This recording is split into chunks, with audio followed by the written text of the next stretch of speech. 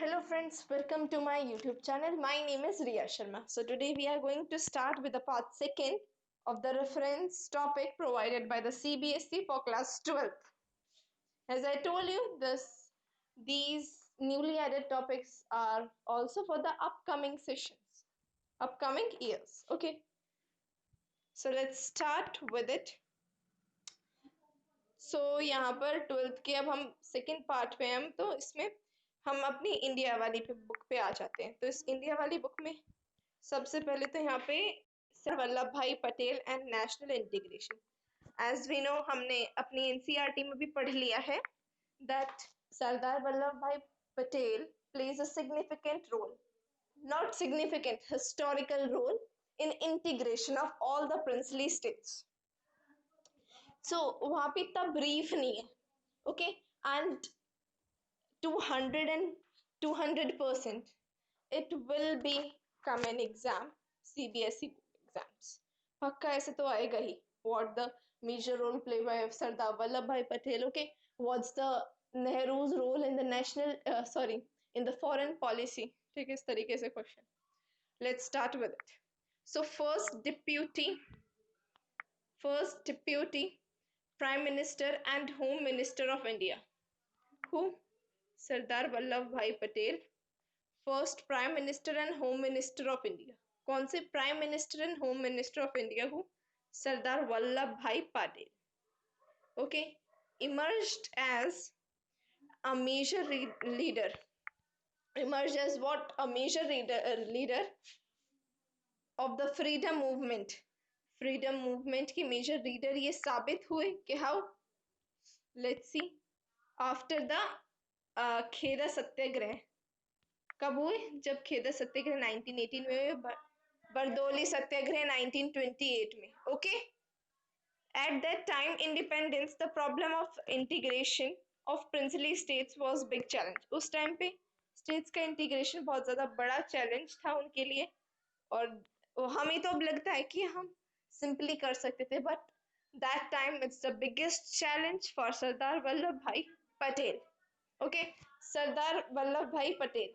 Sardar Vallabhbhai Patel undertook the daunting task of uniting all 565 princely states of India. So at the time of independence, there are 565 princely states in India. So उनको integrate करा उन्होंने, उनका ही था। Okay, तो कुछ तो easily हो गई थी integrate, but Junagadh, Jammu and Kashmir, Hyderabad and Manipur, इन सबको करने में बहुत ज्यादा एफर्ट्स लगी सरदार वल्लभ भाई पटेल के। उनको हम आयरन मैन ऑफ इंडिया भी कहते हैं। Okay, Patel's approach to the question of the merger of princely states into an independent India was very clear, है ना। He was not in favor of any compromise with the territorial integrity of India. वो किसी भी तरीके की compromise में faith नहीं रखते थे कि हाँ, if we compromise so nothing can happen. Okay, उन्हें अपनी टेरिटोरियल इंटीग्रिटी मेंटेन करनी थी इंडिया की। ओके, अगर हैदराबाद नहीं होता या फिर मनी होता, तो मणिपुर नहीं इंटीग्रेट होता, तो फर्दर फिर से इंडिया के कितने ही पार्ट्स हो जाते हैं। पाकिस्तान उसमें से निकल गया, बांग्लादेश एक नया बन गया, तो इंडिया ऑलरेडी डिसइंटीग्रेटेड हो गई थी। पर अब सरदार वल्लभ भाई पटेल जी उन्हें और इंटीग्रेट इंडिया को नहीं होने देना चाहते थे। ठीक है, तो उन्होंने इंडिया 565 प्रिंसली स्टेट्स में भी already give their consent merger. Okay, 565 में से कितनों ने, एक था इंस्ट्रूमेंट ऑफ एसेशन, जिसको साइन करती जो प्रिंसली स्टेट्स थी वो इंडिया को ज्वाइन करती थी। तो बहुतों ने ज्वाइन किया, बट जैसे मैंने बताया इनके नहीं, तो ये उन्हें बहुत ज्यादा एफर्ट्स लगाने पड़े। सरदार वल्लभ भाई पटेल फेस्ड की चैलेंजेस, उन्हें बहुत सारे चैलेंजेस फेस करने पड़े इसके इंटीग्रेशन के वक्त। What are they? Bit where आए वो, कहाँ थे, वेयर आए वो? Yes, integration from these three states. Okay, they play some key roles in it. Okay, and what are the states? Key challenge क्या थे? Integration, Hyderabad, Junagadh and Kashmir.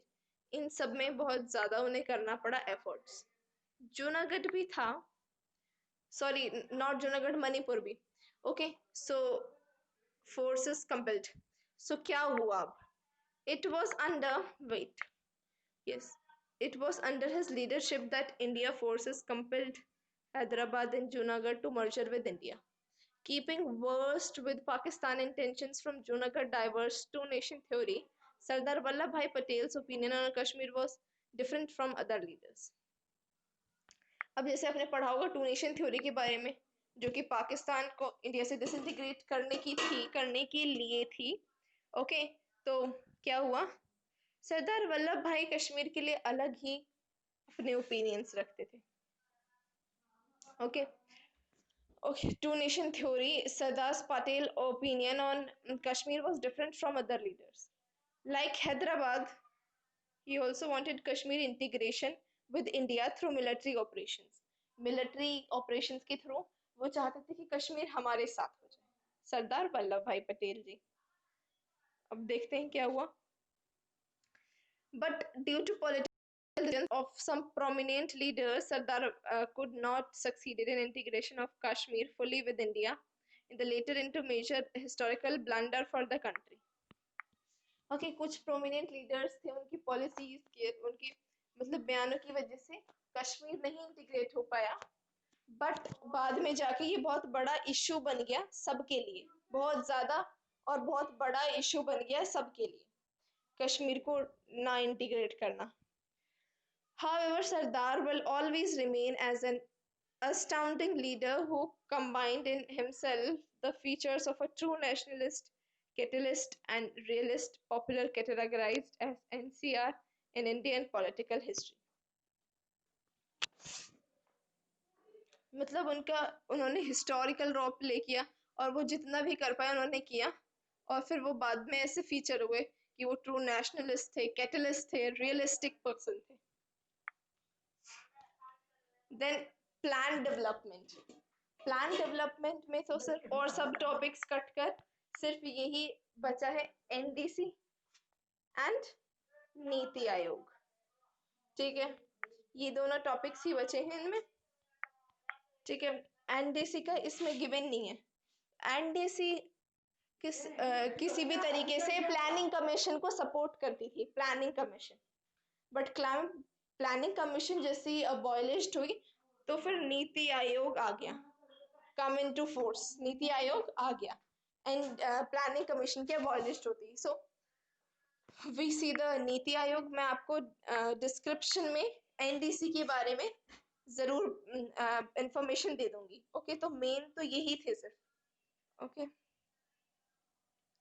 let's see. So after independence, a planning commission based on socialist model was formed from the plan development of India. एक planning commission socialist model से जो based करी गई थी, है ना। But in the new era of globalization, जैसे ही India ने 1991 में LPG पॉलिसी अपनाई, आपने इकोनॉमिक्स में पढ़ा होगा बहुत लोगों ने कि एलपीजी पॉलिसी क्या थी, तो वही अपनाते ही इंडिया अब दूसरी राह पर चलने लग गया। उसने प्लानिंग कमीशन को अबॉलिश कर दिया और नीति आयोग आ गया। It was becoming ineffective and irrelevant, particularly in terms of coping with pressing challenge of development. Hence, during his Independence Day speech on 15 August 2014, अब क्या हुआ? अब उन्होंने सोचा कि अब इंडिया भी अब सब इमर्जिंग पावर हो रहे हैं, बस एक इंडिया ही लैग्ड बिहाइंड रह गया। वो भी उस पॉलिसी से जो inward looking trade strategy policy थी उन्होंने अपनाई थी इंडस्ट्री के लिए, वो तो ट्रेड स्ट्रेटेजी है ना, वो भी बहुत ज्यादा लैग बिहाइंड रहा इंडिया की इकोनॉमी को। तो प्राइम मिनिस्टर नरेंद्र मोदी जी ने 15 अगस्त 2014 को इंडिपेंडेंस डे की स्पीच में नीति आयोग को इंट्रोड्यूस करा और प्लानिंग कमीशन को अबॉलिश कर दिया। तो कब आई NITI Aayog? On 15th of August 2014। Okay, in place of planning commission on June 2015 NITI Aayog replace कर दी। कब? 1 जून 2015 को। स्पीच में सिर्फ मोदी जी ने कहा था, बट कम इनटू फोर्स कब हुई? 1 जनवरी 2015। with the objective of providing the necessary and technical advice to union government regarding policy making at the central and state level. और किसके रिगार्डिंग? अब उसके ऑब्जेक्टिव क्या थे? पहला, providing necessary and technical advice to union government regarding policy making and the central and state level. Okay तो क्या करती थी ये नीति आयोग के जो पर्सन्स थे, ये गवर्नमेंट को बताते थे, टेक्निकल एडवाइस देते थे कि आपको इस तरीके से करना चाहिए, इस तरीके से इनिशिएट करने चाहिए फॉर्म, तो ये डेवलपमेंट होगा, ये ग्रोथ होगा उसमें। तो वो सेंट्रल और स्टेट लेवल पे जो डेवलपमेंट के काम आती है। Okay, prime minister of India is the ex officio chairperson of NITI आयोग। ये ध्यान रखने वाली बात है। ओके, नीति आयोग और एक्स ऑफिशियो चेयरमैन ही अपॉइंट करते हैं वाइस चेयरपर्सन ऑफ नीति आयोग को। तो फर्स्ट चेयरपर्सन कौन थे? Arvind Panagariya. Okay, and who is the currently one? Rajiv Kumar is the currently vice chairman of NITI Aayog. तो ये ध्यान में रखना है। ओके, देन ये उसका एक और ऑब्जेक्टिव है, sorry, I have to take the blue one. Yes, to harmonize the interest of national security and economic policy and to prepare strategic and long term framework of policy and program. Okay, मतलब interest national, मतलब जो interest है national security का, वो जो चाहती है कि नेशनल सिक्योरिटी और ज्यादा हुए, उसको इसकेलेट मतलब बढ़ाने का, and economic policy and to prepare strategic and long term framework. Okay, इसका ऑब्जेक्टिव ये भी था कि इकोनॉमिक पॉलिसीज इनिशिएट करें एंड ऐसे फ्रेमवर्क, ऐसी पॉलिसीज लाए एंड प्रोग्राम्स लाए। One of the main and important line that Niti Aayog is the act as a think tank of the government. NITI Aayog एक think tank की तरह वर्क करता है पूरी कंट्री के लिए, और एक think tank है गवर्नमेंट का, मीन सोचने का पूरा भंडार। By adopting bottom up approach, Niti Aayog acts in the spirit of cooperative federalism as it ensure equal participation of all states in the country. Bottom approach मतलब नीचे से ऊपर की तरह बढ़ोतरी करना। बॉटम मीन्स नीचे, अप मतलब ऊपर, नीचे से ऊपर अप्रोच करना। नीति आयोग एक्ट करती है in the spirit of cooperative federalism, और ये इंश्योर करती है कि इक्वल अपॉर्चुनिटी मिले हर एक स्टेट, हर एक कंट्री की स्टेट को, मतलब जो भी हमारी कंट्री की स्टेट है उसको। यहाँ पे हमारा ये वाला पोर्शन फिनिश होता है। अब हम आते हैं यूनिट 3 पे, that is India's foreign policy replaced by the name Indian external relations. So उसमें हमने चाइना की, उसने अपने चाइना के साथ पढ़ा होगा रिलेशंस इंडिया का कैसे थे, पीस कॉन्फ्लिक्ट में किस किस तरीके से सिचुएशन थी। Now we have to read with the India Israel relations, Indian nuclear programme. Okay, India Israel relations, इसमें यूएस भी इंक्लूडेड है, रशिया भी इंक्लूडेड है, and yes, Russia and US included है, और चाइना तो आपने पढ़ ही लिया होगा। ओके, तो let's start with the India Israel relations. India-Israel relations. Nearly 45 years after independence, due to various reasons, Indian foreign policy in the Middle East region, now called West East Asian region of Indian relation with West Asian, were mainly concentrated with Islamic countries. तो क्या हुआ यहाँ पर? Nearly 45 जब independence के 45 साल बाद बहुत सारे रीजंस की वजह से इंडिया फॉरेन पॉलिसी जो थी मिडिल ईस्ट में, जो अब वेस्ट एशिया कहा जाता है, मिडिल ईस्ट जो कि मैंने आपको बताया था Iran, Iraq, Israel, okay, Arab countries, इन वेस्ट कंट्रीज में जो अरब कंट्रीज हैं उनके बारे में यहाँ पे मेंशन किया गया है। ठीक है, क्या कहा गया है कि किस रीजन की वजह से जो इंडिया की फॉरेन पॉलिसी थी मिडिल ईस्ट में जो थी, वो जो मिडिल ईस्ट में करना चाहते थे, तो सबसे ज्यादा मिडिल ईस्ट में वेस्ट जो एशिया कंट्रीज है वो सब अरबिक कंट्रीज से इंडिया की हमेशा 45 इयर्स के बाद उभरनी, अच्छे से आनी, शुरू हुई है इजराइल के साथ इंडिया के रिलेशंस, ये इस लाइन में बताया गया है, देखो यहाँ पे, ठीक है। Concentrated with Israel. During the period, Indian attitude towards Israel, the only non-Islamic nation in the region, remained unexplored, notwithstanding the two nations gaining independence from. Okay. अब शुरू इंडिया की 40 उससे पहले थोड़े से कन्फ्लिक्ट्स रहते थे, मींस डिप्लोमेटिक रिलेशंस रहते थे। अब डिप्लोमेटिक रिलेशंस कैसे होते, मींस सिर्फ अपना फायदा निकालने की सोचते थे उस वक्त, ये थे उसमें डिप्लोमेटिक रिलेशंस। ओके, ये होते थे इनके, पहले डिप्लोमेटिक थे, but after 45 years of independence अब उनके रिलेशंस अच्छे होते जा रहे हैं दिन पर दिन, ठीक है। कैसे, let's see how was it. So India, okay, Israel की तरफ इंडिया का एटीट्यूड बहुत ज्यादा चेंज हुआ है, क्योंकि यही एक ऐसी कंट्री जो नॉन इस्लामिक है, मींस जो इस्लाम को नहीं फॉलो करती। ओके, एंड इसलिए भी ये दोनों नेशन सब पास आ चुके हैं, क्योंकि ये दोनों ब्रिटिश कॉलोनियल से इन्हें छुटकारा माया था, इंडिया ने 1947 और इसराइल ने 1948 में, तो ये थोड़ा सा इनमें सिमिलर हो गया, ठीक है। Then through historical and cultural ties between India and Israel have gone back from time immemorial. Diplomatic relations formally developed between the two after the opening of Israel embassy in India.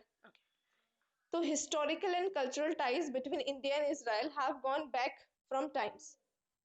जो historical, sorry, जो historical role के through, cultural ties के role के through जो India और Israel के बीच के relations हैं वो टाइम टू टाइम अच्छी होती गई।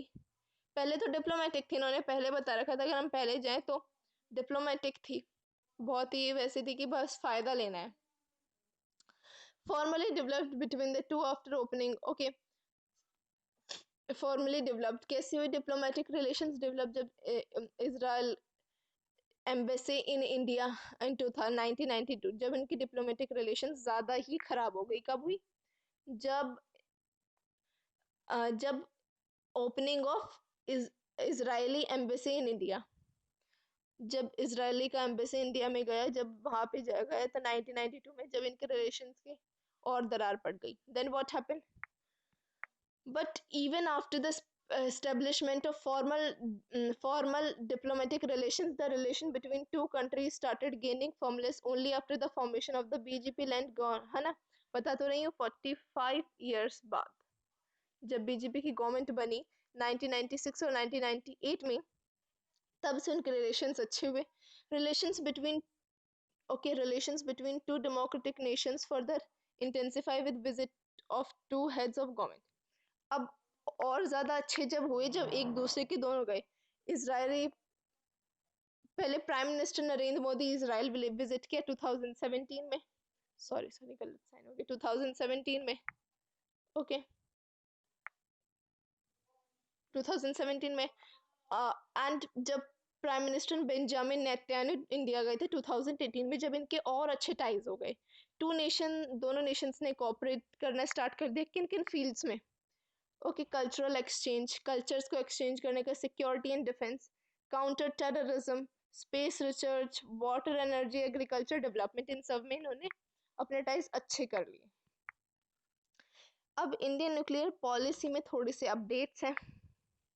क्या, ये जैसे है ना, इन्होंने बोला what are the principles of Indian foreign policy, it is given in the syllabus, so वो इससे ही रिलेटेड है। क्या है, फर्स्ट, नो फर्स्ट यूज।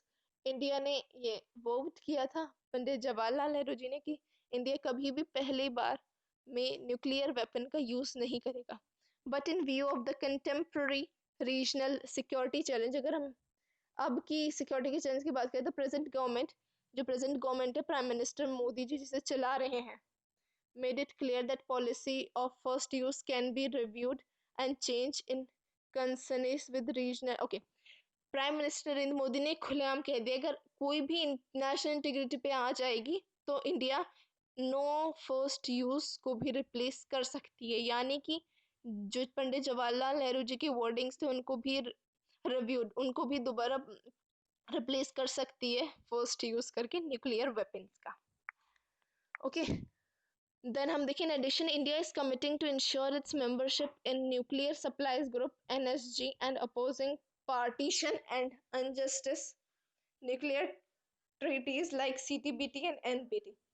अब क्या हुआ, जो न्यूक्लियर सप्लाई ग्रुप थे NCG, okay, nuclear supply groups NCG and opposing partition and unjust nuclear treaties like, तो उन्होंने अपोज की कौन सी TT, CTBT and NPT nuclear non proliferation treaty and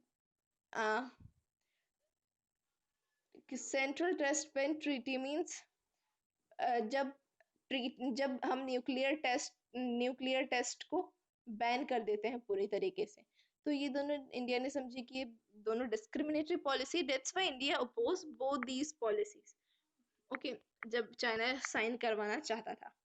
अब हम चलते हैं अपने 5th यूनिट पे, that is democratic resurgence. First इसमें है Jayaprakash Narayan and total revolution.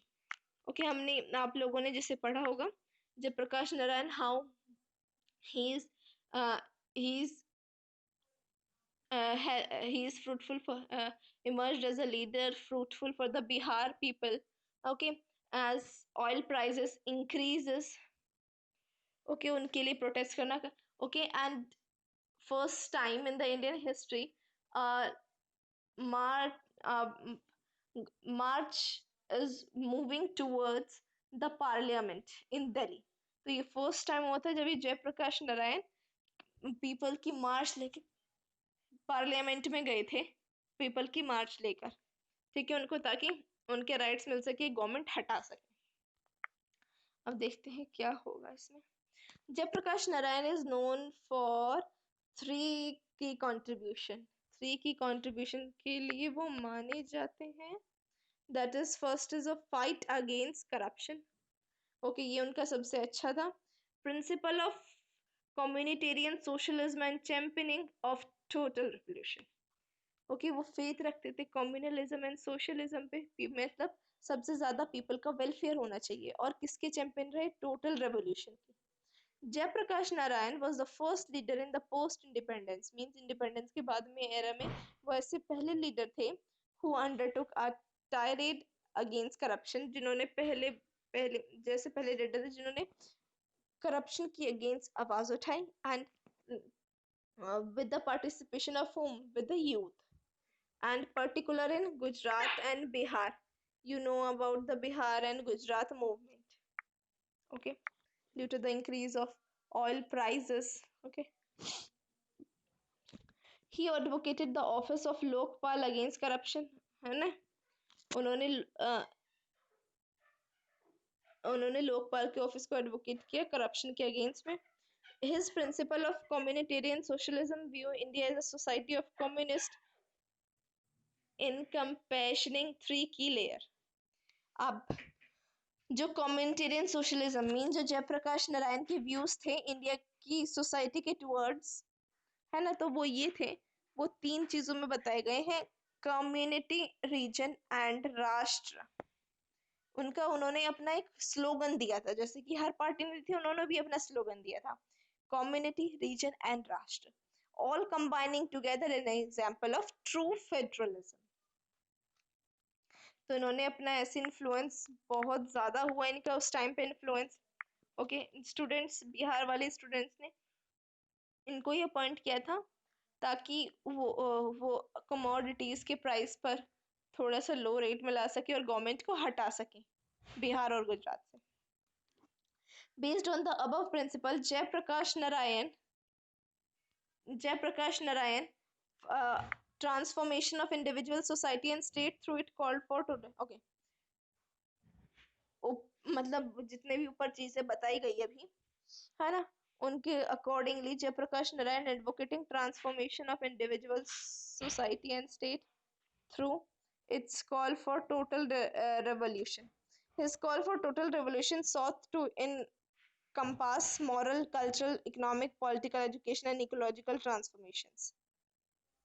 Okay, तो उन्होंने इसकी बेस पे टोटल रेवोल्यूशन किया, और वो किस लिए किया था, किस बेस पर किया था, किस लिए किया था, ताकि cultural, economic, political and education and ecological transformation ठीक हो सके। His political transformation included the right tour called the importance of village. सबसे ज्यादा इनका ट्रांसफॉर्मेशन का क्या राइट था? मेन मोटिव क्या था? विलेज और मोहल्ला समितिज in democratic politics and his call for the ऊपर के लोगों को join politics struggle for a clean politics in the country. Means इनकी क्या लेड फॉर्मेशन थी कि जो मोहल्ले समितिज हैं, मीन्स जो अपर के लोग हैं, अपर कास्ट के लोग हैं, उनको ही पॉलिटिक्स में रखा जाए for a clean politics in India, की साफ सुथरी रहे हमेशा politics. The enhance for transforming according to Jayaprakash Narayan revolves around men who could be the real catalyst of change in India. Okay, तो उनके इन ट्रांसफॉर्मेशंस की रिफॉर्म्स की वजह से ही, मींस रिफॉर्म्स भी नहीं, इस सॉल्गन की वजह से, इनकी इन टोटल एवोल्यूशन की वजह से ये एक रियलिस्टिक पर्सन कहलाए, कैटलिस्टिक्स। ओके, कैटलिस्टिक भी कह सकते हैं, रियलिस्टिक भी, ऑफ चेंज इन इंडिया, जिन्होंने इंडिया रियलिस्टिक पर्सन कहलाए इंडिया के लिए। अब हम देखते हैं राम मनोहर लोहिया जी ने कैसे रोल प्ले किया। Ram Manohar Lohiji has been one of the main proponents of socialism in India. He championed the idea of democratic socialism while associating his socialism with democracy. जैसे कि ये भी प्रमोट करते थे सोशलिज्म को, okay, and वो जीते भी था कि इसमें डेमोक्रेटिक सोशलिज्म, डेमोक्रेसी मिलनी चाहिए बट पीपल के वेलफेयर के साथ, ठीक है, जो कि इनका बहुत बड़ा सक्सेस था। Lohia considered both capitalism and socialism equally irrelevant for India. अगर हम इक्वल ही रखेंगे दोनों को तो ये बेकार रहेगा। His principle of democratic socialism has two objective. इनका क्या प्रिंसिपल था? सिर्फ डेमोक्रेटिक सोशलिज्म, और उसके क्या और दो ऑब्जेक्टिव थे? the economic objective in the form of food and housing and the non-economic objective in the form of democracy and freedom. दो ऑब्जेक्टिव थे, economic and non economic. Economic objective क्या था? that each and every people of the country, citizens of the country, provide food, shelter, housing.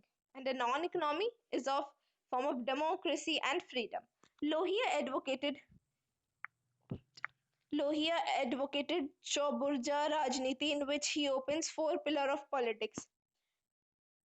Lohia ji, जैसे कि जयप्रकाश नारायण जी ने अपना slogan दिया था कम्युनिटी, रीजन एंड राष्ट्र, ऐसे ही लोहिया जी ने भी दिया। उन्होंने उसे बताया चौबुर्जा राजनीति, means four pillars of politics. कौन कौन से? Socialism, centre, region, district and village, all are linked with each other. अगर एक भी पिलर हटा तो सारी चीज नीचे, ये वो कहना चाहते थे। कौन कौन से? Centre, religion, district and village. Giving consideration to affirmative action, Lohia argued that policy of affirmative action should not only be for the downtrodden but also for the women and the non-religious minority. अब लोहिया जी का उसका उल्टा था, वो चाहते थे कि non religious minority जो है और वुमेन्स को भी इन सब चीजों में पार्ट लेने का मौका मिले। Based on the premise of democratic socialism and Chobarja Rajniti, four pillars, Lohia supported a party of socialism. उन्होंने socialism की पार्टी को support किया, and it is an attempt to merge all political parties. और ये attempt था उनका ताकि सारी political parties merge हो जाए। The party of socialism, according to Lohia, should have three symbols. कोई भी पार्टी जो भी socialism की हो, उनके पास बस three symbol होने चाहिए। वो कौन कौन से? Let's see. First, spade, prepared to make efforts, okay, vote, power of voting, and present willingness to make sacrifice. ये तीन चीजें उस पॉलिटिकल पार्टी में होनी चाहिए, ओके। हम आते हैं दीनदयाल जी और Deendayal Upadhyay and integral humanities. अब इनका क्या रोल था? ओके, इसके बाद फिर हम डेमोक्रेटिक अपसर्जेंसेस पढ़ेंगे, हुआ क्या एक्चुअली में। Okay, so let's see. Deendayal Upadhyay, Pandit Deendayal Upadhyay was a philosopher, वो एक फिलोसोफर थे, सोशलिस्ट थे, इकोनॉमिस्ट एंड पॉलिटिशियन थे। Philosophy presented by him is called, जो उनकी थ्रू फिलोसफी बताई गई। अब हम देख सकते हैं जब वो फिलोसोफर थे, एक सोशलिस्ट थे, इकोनॉमिक्स थे, पॉलिटिशियन थे, तो हम बता सकते हैं वो सारी चीजों को, एक ह्यूमैनिटी को एक जगह लाना चाहते थे। ओके, और वो क्या प्रेजेंट करते थे? integral humanism, which was intended to present an indigenous socio-economic model। ठीक है, वो मीन्स मिक्स्ड इकोनॉमी फेथ रखते थे, in which human being remain at center of development, और हमेशा ह्यूमन बीइंग के डेवलपमेंट में वो हमेशा बीच में रहते थे उस चीज के। The aim of integral humanism is to ensure dignified life for every human being while balancing the need of an individual। Okay, तो ह्यूमैनिज्म के पीछे, इंटीग्रल ह्यूमैनिज्म के पीछे इनका क्या एम था? डिग्निफाइड लाइफ हो हर एक ह्यूमन बीइंग की, ओके, और सारी नीड्स को बैलेंस करते हुए। It suppose sustainable consumption of natural resources.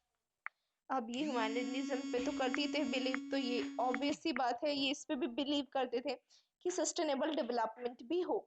Integral humanism enhances not only political but economic and social democracy and freedom। Humanism means human का डेवलपमेंट सिर्फ पॉलिटिकल को इनहांस नहीं किया, उसने इकोनॉमिक, सोशल डेमोक्रेसी और फ्रीडम को भी इनहांस किया। ओके, वो प्रमोट करते थे diversity, it will be suited a country as diversity, and the philosopher of integrated humanities, integral humanism is based on following three principles। तो उन्होंने फिलोसफी दी थी इंटीग्रल ह्यूमैनिज्म की, और वो भी 3 प्रिंसिपल पे बेस्ड थी। Principle of whole, supremacy of dharma and autonomy of society, ये 3 प्रिंसिपल पे वो बेस्ड थे। पंडित Deendayal Upadhyay opposed both Western and capitalist individualism and Marxist socialism। वो सिर्फ एक कैपिटलिज्म के ऊपर नहीं थे, सोशलिज्म के ऊपर नहीं थे, बट दोनों को इंटीग्रेट करना चाहते थे। According to Deendayal Upadhyay, capitalist and socialist ideology only consider the needs of the human body and mind। सिर्फ ह्यूमन बॉडी की नीड्स को और माइंड को कंसिडर करती है, सो दे आर बेस्ड ऑन, दोनों को अगर देखें तो वो ह्यूमन बॉडी की नीड्स को भी और उसके माइंड को एनहांस करने में होगी। बट अगर हम कैपिटलिस्ट या सोशलिस्ट लेंगे तो ऐसा नहीं करेंगे, पर्टिकुलरली एक पर फोकस करेंगे, so that they are based on materialistic purpose, whereas spiritual development is equally considered important for the complete development of human, which is missing in both capitalism। okay, complete development और human being की enhance करने को, means life quality of life बढ़ाने को और spiritual development करने के लिए दोनों ही चाहिएंगे। Basing his philosophy on the internal concept pure human soul could be चिट्टी, तो उन्होंने अपने भी कुछ फिलोसफी दी, which is based on which internal conscience pure human soul, बिल्कुल प्योर ह्यूमन सोल पे थी। क्या? चिट्ठी। Deendayal Upadhyay envisaged a classless, casteless and conflict free society। वो चाहते थे कोई भी कास्ट बेस्ड डिस्क्रिमिनेशन ना हो, ठीक है, कास्ट है ना, कन्फ्लिक्ट फ्री एक सोसाइटी चाहते थे वो। Let's move with the democratic upsurgences. अब इसी में ही क्या क्या डेवलपमेंट, क्या क्या क्राइसिस हुए डेमोक्रेसी में। Increasing participation of people in the democratic politics of country is the broadly characterized as democratic upsurgence based on the principle social scientists have characterized 3 democratic upsurgence and post। तो democratic scientists ने 3 democratic upsurgence दिए जो कि independence के बाद दिखाई दिए, बहुत ज्यादा विजिबल हुए। that is of what first democratic upsurgence could be attributed from 1950 till 1970। पहले एक फर्स्ट वाला हुआ कब से? 1950 to 1970, which was based on the participation of Indian adult voters to the democratic politics, both are centered in the government। ठीक है, जो include थे इंडियन एडल्ट वोटर, ठीक है। फिर हमारा जो दूसरा था वो क्या था? falsifying the Western myth that success of democracy required modernization, urbanization, education, and success to media. The successful holding of election to both, sorry, Lok Sabha and Legislative Assembly also across states on principle of parliamentary democracy were testimony of India's first democratic upsurgence. Means जो पहला democratic अपसर्जेंस हुआ वो India की adult voting पे हुआ. वो democratic politics वो democracy चाहते थे इसमें भी. ओके, जो western mind that the success of democracy required modernisation, urbanisation, education and access to media. और वो चाहते थे सक्सेस ऑफ डेमोक्रेसी, वो मतलब वो ये कहना चाहते थे कि जो फर्स्ट डेमोक्रेटिक अपसर्जेंस है उसमें हुआ कि डेमोक्रेसी का सक्सेस किससे होगा, जब मॉडर्नाइजेशन होगी, urbanisation, education, access to media, successful holding of elections on both, okay, without corruption हो जाएगी, प्रिंसिपल ऑफ पार्लियामेंट अच्छे से फॉलो होंगे, वो कर है ना, इस तरीके से. During 1980s, the increased political participation of, okay, 1980s में आते आते, sorry क्या हो जाता है, 1990s में आती द इंक्रीज हो गया पॉलिटिकल पार्टिसिपेशन किसका, जो लोअर क्लासेस थी उनका. SC, ST, OBCs have been interpreting as second democratic upsurgence by Yogendra Yadav. ये सेकेंड डेमोक्रेटिक अपसर्जेंस माना गया इंडिया के पॉलिटिक्स में कब, जब बैकवर्ड क्लासेस भी आनी इमर्ज हो गई, मतलब पॉलिटिक पार्टीशन लेने लगी. This partition has made India politics more accommodative and accessible for these classes, although this upsurgence has made many major changes in the standard of life. अब जैसे ही ऐसी चीजें होने लगी, थोड़ी सी अच्छी चीजें, तो थोड़ी सी क्वालिटी ऑफ लाइफ भी इंक्रीज हुई, पीपल की लिविंग स्टैंडर्ड इंक्रीज हुआ. Of these classes, especially of Dalits, the participation of these classes into organization and political platforms give them opportunity to strengthen their self-respect. Okay. जैसे ही वो political participation करने लगी तो वो कैसे हेल्प हुई उनकी empowerment बढ़ी. ओके, उनको सेल्फ रिस्पेक्ट मिलने लगी जो कि नहीं मिलती थी. Okay, the era of liberalization, privatization and globalization from the early 1990 to attribute to the emerging. Okay, third one कौन सा आया, जो LPG वाली पॉलिसी इंट्रोड्यूस हुई थी उसमें आया थर्ड वन. ठीक है, और देन फिर क्या हुआ, is attribute to the emergence of competitive. Okay, competition increase हो गया मार्केट्स में इसकी वजह से, LPG पॉलिसी की वजह से. Okay, then this led to the third democratic upsurgence in the country. The third democratic upsurgence represents a competitive electoral market which is based on the principle of survival of best rather than the survival of ablest. It underlines three shift Indian. Okay, इसने भी India के shift को underline करा बहुत ज्यादा. Electoral में भी बहुत सारे चेंज आए. ओके, अब हम नेक्स्ट पे देखते हैं. Pandit Deendayal democratic upsurgence we have completed. Okay, yes, where it is. Governor to governor from state as controller to a state as facilitator. Okay, सब चीज इलेक्टोरल भी चेंज हो गया है कि जैसे RBI regulator से facilitator हो गया. Okay, the third democratic upsurgence seeks to promote the participation of youth who constitute a significant chunk of Indian society and have emerged as a real game challenge in view of their increasing electoral preference for both development and government of the Indian contemporary democratic policies. Youth का participation यहाँ पे बहुत ज़्यादा बढ़ गया यहाँ पे आते आते. ओके, मीन्स ये जैसी पॉलिसी इंट्रोड्यूस हुई यहाँ पे आते थे बहुत ज़्यादा बढ़ गया. अब हम देखते हैं अपना कश्मीर इशू का क्या मुद्दा है. ओके, जैसे कि बहुत ज़्यादा फोकस करा गया सरदार वल्लभ भाई वाले पोर्शन पे कश्मीर इशू में, तो इसलिए इम्पोर्टेंट है. Since integration with the union of India, Kashmir has remained one of the burning issue. जब से इंडिया के साथ इंटीग्रेट हुआ है तो एक बहुत ज़्यादा वाइड स्प्रेड जो कि ना आग लगने वाला इशू वो बन चुका है. The problem became more complicated when it accorded a special status okay, problem बहुत ज़्यादा कॉम्प्लिकेट होगी जब इंडिया में आर्टिकल 378 उसको स्पेशल स्टेटस मिल गया थ्रू किसके through three article 378 and article 35 पे। The former given in special, जिसने आर्टिकल एक वैसे भी आ सकता है, 2 मार्कर में भी आ सकता है। The former given special power like having its separate constitution, constituent assembly.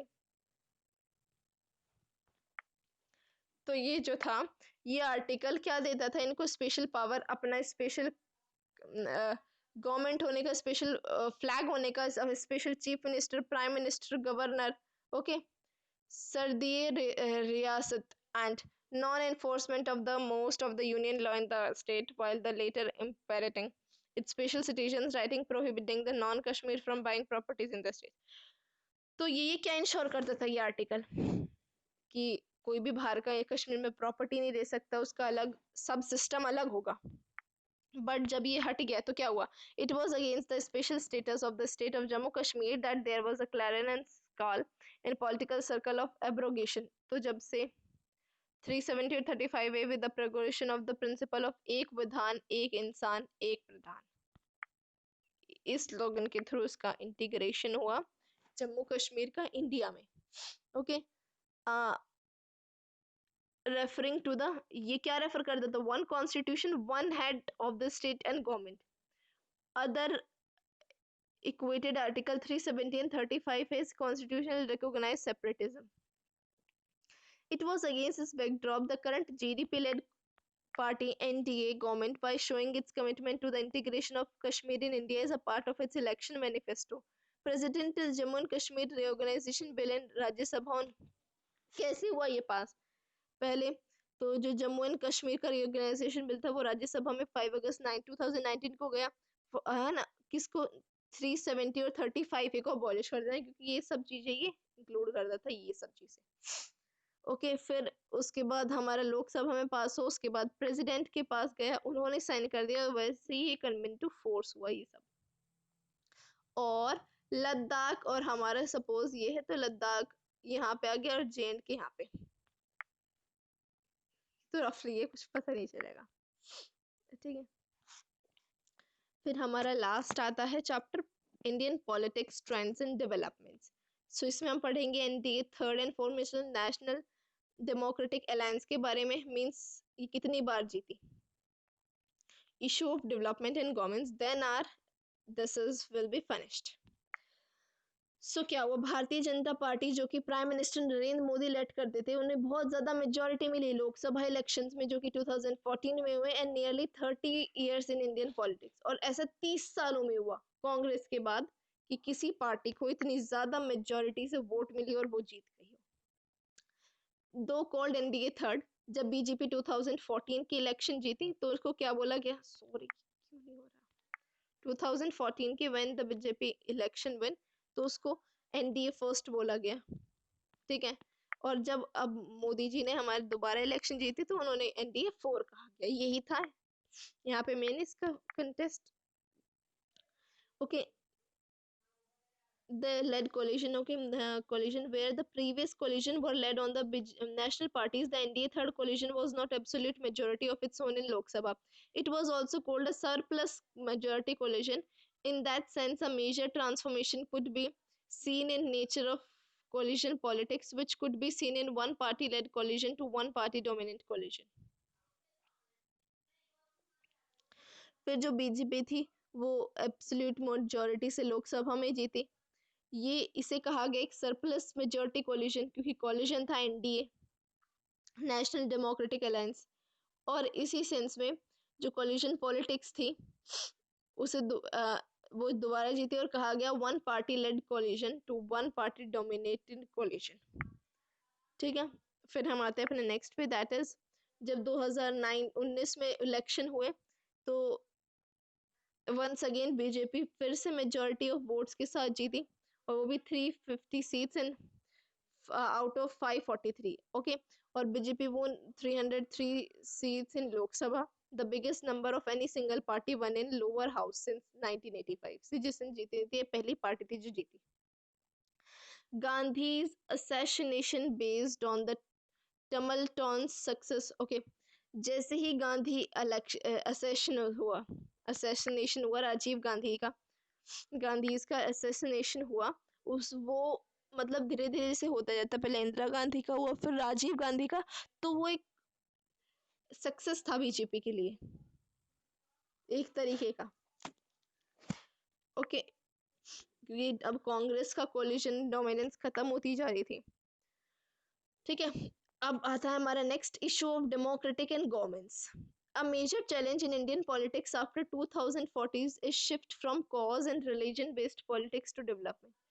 पहले बहुत सारे ऐसे भी थे जो रिलीजन बेस्ड पे पॉलिटिक पार्टीज चलती थी, बट अब 2014 के बाद कोई भी पार्टी ऐसी नहीं थी, बस अब क्या था, एक मेन एम डेवलपमेंट होना चाहिए भाई, कहीं से भी हो ये डेवलपमेंट होना चाहिए, okay. With its pre intended goal, जो कि उन्होंने 2014 में मोदी जी ने गोल दिया था, सबका साथ सबका विकास। ऐसे नहीं होगा 5 ईयर प्लान जो एक ही सेक्टर पे देता हो फोकस, सबका साथ सबका विकास। That's why they introduce NITI Aayog in our country. The NDA third government started several socio economic welfare, जो मोदी जी 2014 में जीती थी उसको एनडीए थर्ड कहा गया, ओके। उन्होंने बहुत सारे socio economic welfare schemes introduce करी, ठीक है। To make development and governance accessible to mass such as प्रधानमंत्री उज्जवल योजना, स्वच्छ भारत अभियान, जन धन योजना, इस तरीके की योजनाएं बनाई। दीनदयाल उपाध्याय ग्राम ज्योति योजना, किसान फसल बीमा योजना, बेटी पढ़ाओ देश बचाओ योजना, आयुष्मान भारत योजना एक्सेट्रा, इस तरीके की स्कीम बनाई।